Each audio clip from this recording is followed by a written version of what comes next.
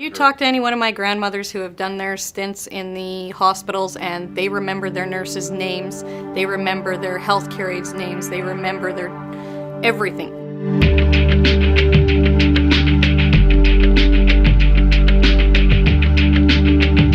They know every nurse that came into their room, every nurse that turned them over, every nurse that put the pillow under their back a little bit to give them some relief.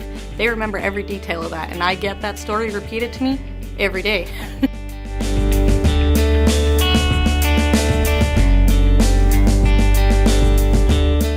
Number 3, I wasn't there for when she fell and broke her hip the third time.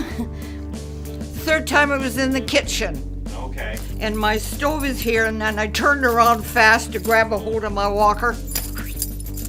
She was in the hospital, and as soon as I found out, I ran over to the hospital, and I know how busy the nurses on staff are and the workloads that they hold, so I try and do as much as I can for Grandma so she's not needing as much from the nurses there.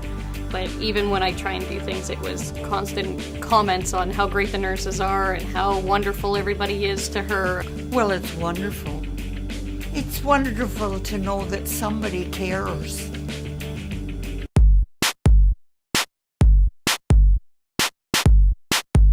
I enjoy being there for somebody, no matter what time it is, whether they're having their first child, whether it's in death. You have profound impact on the patient and the whole family's experience in those times. Nursing's at the bedside, every hour of every day. And, I do try and, kind of lend an ear.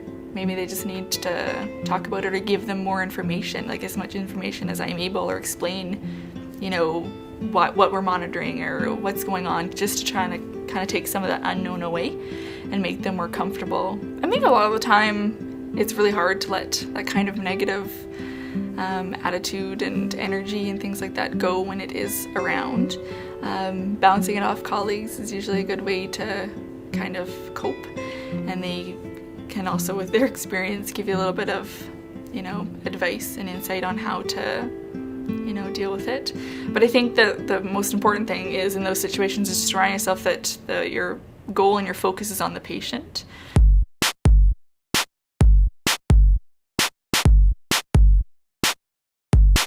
We are definitely a voice for patient care.